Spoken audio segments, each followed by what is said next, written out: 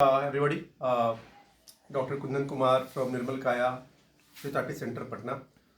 सबसे पहले आज आप लोग सभी को धनतेरस का और दिवाली की शुभकामनाएं। आज हम एक बहुत इम्पॉर्टेंट टॉपिक अर्थराइटिस के ऊपर डिस्कस करने जा रहे हैं कि role of physiotherapy in arthritis. जहाँ तक बात करें हम अर्थराइटिस की, तो अर्थराइटिस एक बहुत बड़ा सब्जेक्ट है। वो 5 मिनट या 7 मिनट के वीडियो में हम आपको बता नहीं सकते, मगर जो हमारे स्टूडेंट्स हैं या जो मेरे लिसनर है, आपको थोड़ा सा पता ही होगा कि जिसको हिंदी में गठिया भी कहते हैं, आइटिस जहाँ भी आ जाता है, आइटिस, अपेंडिसाइटिस, कंजुंक्टिवाइटिस, अर्थराइटिस, इपिकोंडाइलिटिस, तो इसमें इन्फ्लेमेशन होता है। एक मतलब start from the inflammation. Itis मतलब कहीं ना कहीं इन्फ्लेमेशन है। तो अर्थराइटिस भी एक प्रकार का एक डिसऑर्डर है जो ज़्यादातर कई टाइप के अर्थराइटिस हैं।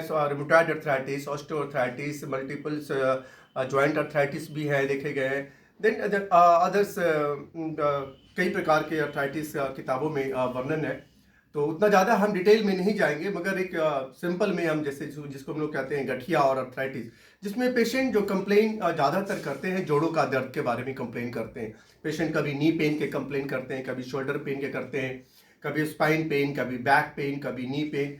और एग्जैक्टली ये किस प्रकार का अर्थराइटिस है, ये तो डिटेल इन्वेस्टिगेशन और डायग्नोसिस, एमआरआई, ब्लड टेस्ट और सीटी स्कैन, बहुत सारे इन्वेस्टिगेशन है, उसके करने के बाद ही मालूम चलता है कि ये कौन सा है, रिमोटॉइड है, ऑस्टियोआर्थराइटिस है, या मल्टीपल्स जॉइंट पेन है, या किस प्रकार का एंकोलाइडिंग स्पॉन्डिलाइटिस है, ये किस प्रकार का अर्थराइटिस है, डायग्नोसिस के बाद होता है। मगर यदि किसी प्रकार का भी यदि आपको अर्थराइटिस और गठिया का ऐसा कोई कंप्लेन आता है, तो फिजियोथेरेपी जो है इसमें एक अहम चिकित्सा है कि फिजियोथेरेपी एक सेकेंडरी ट्रीटमेंट है। मैं आपको बताऊं, प्राइमरी ट्रीटमेंट तो आपकी मेडिसिन है, मगर आप इसके साथ फिजियोथेरेपी लेते हैं तो निश्चित रूप से आपकी एम्बुलेंसी जो है वो मेंटेन रहती है।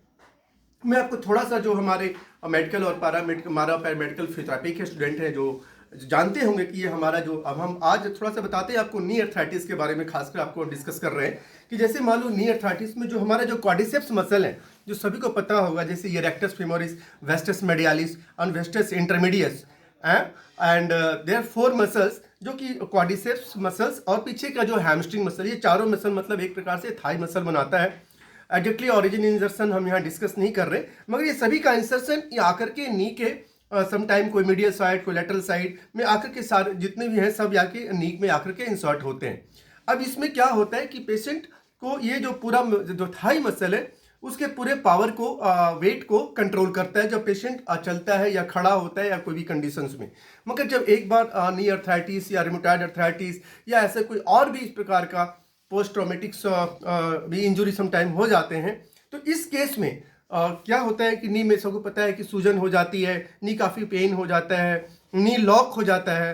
पेशेंट को बैठ करके उठने में, मॉर्निंग टाइम में ज़्यादातर पेशेंट कंप्लेन करते हैं, और कभी कभी अंदर में जब कार्टिलेज या फ्लूइड्स ड्राई हो जाते हैं तो वहाँ पे कट की आवाज़ आना, ये सारे बहुत सारे क्लिनिकल फीचर होते हैं। पेशेंट को जो मेन प्रॉब्लम होता है, आप देखे होंगे अर्थराइटिस को पेशेंट को, वो चलने में होता है। और खासकर जब पेशेंट 70 और 80 ईयर्स के एवब एज का पेशेंट है, तो उसको जो नॉर्मल एक्टिविटी होती है, जो हमारी दिनचर्या की है, जैसे यूरिनेशन जाना, टॉयलेट जाना, अदर्स स्क्वाट बैठना, ये सारी एक्टिविटी में काफ़ी ज़्यादा परेशानी को देखा गया।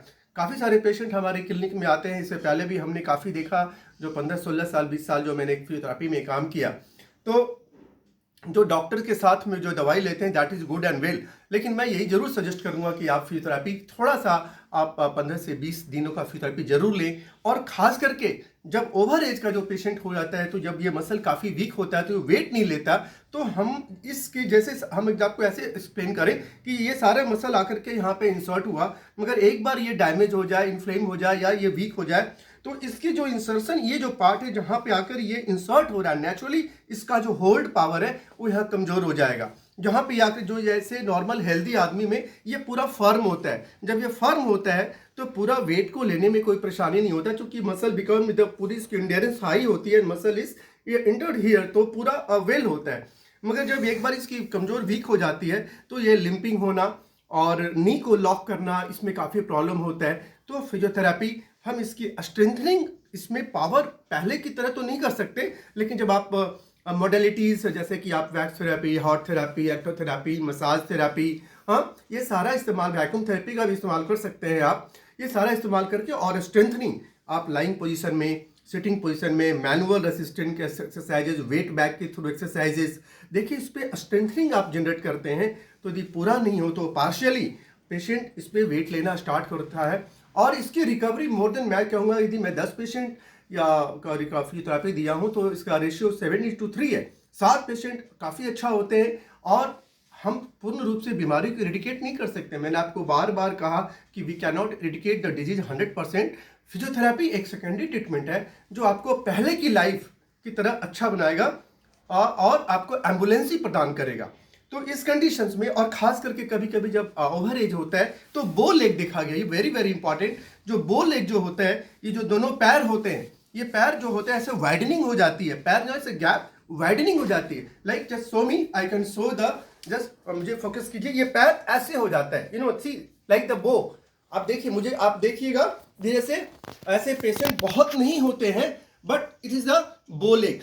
पैर जो है जैसे धनुष होता है, ये धनुष की तरफ हो। अब इस कंडीशन में क्या होता है, वेट देखिए मेरे कहाँ जा रहा है, वेट, हाँ, वेट बैलेंस नहीं हो रहा है, हमारे दोनों नी पैर ऐसे टेढ़ा हो गया और काफी पेशेंट को तकलीफ होती है, नी ऐसे मुड़ा रहता है और पेशेंट ऐसे ऐसे चलता है, दिस टाइम्स। तो दैट्स गुड मेडिसिन। हाँ, आप इसको दिखाए होंगे, हमने आपको बो लेग दिखाया। तो ऐसे केस में आप नी के passive movement gradually see the knee passive movement. देखिए मैं कितना अच्छे से पैसिव मूवमेंट दे रहा हूँ। आप नी पैसिव मूवमेंट दीजिए पेशेंट को, आप मोडेलिटी का इस्तेमाल कीजिए और साथ में स्ट्रेंथनिंग को कीजिए। थोड़ा सा आप ये स्ट्रेचिंग भी दीजिए, काफ का स्ट्रेचिंग दीजिए और रोटेशनल फिजियोथेरेपी के लिए पेशेंट को कन्विंस कीजिए। साल में 2 बार, साल में 3 बार, 3-3 महीने पे, 4-4 महीने पे, and I assure you very wonderful result.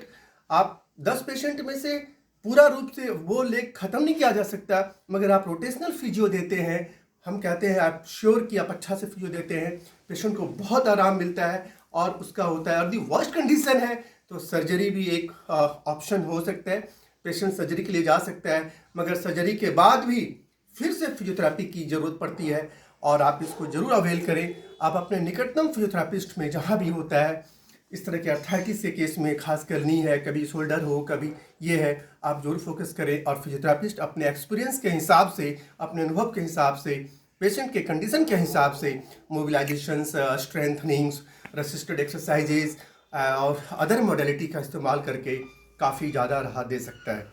तो उम्मीद है कि मुझे आपको वीडियो समझ में आया होगा और आप ज़रूर इस पर अपने निकटतम फिजियोथेरेपिस्ट से कंसल्ट करें यदि ऐसे आर्थराइटिस और गठिया के आप मरीज हैं तो, and I am sure you it help a great role. Thanks watching my this video. आपको मेरा ये कंडीशन पसंद आए, इसको लाइक करें, शेयर करें और सब्सक्राइब करें ताकि औरों में ये अवेयरनेस पहुँचाएं, लोग इस ट्रीटमेंट की अहमियत को समझें। Thank you once again, doctor Kundan Kumar from Nirmal Kaya physiotherapy centre, Patna. Thanks.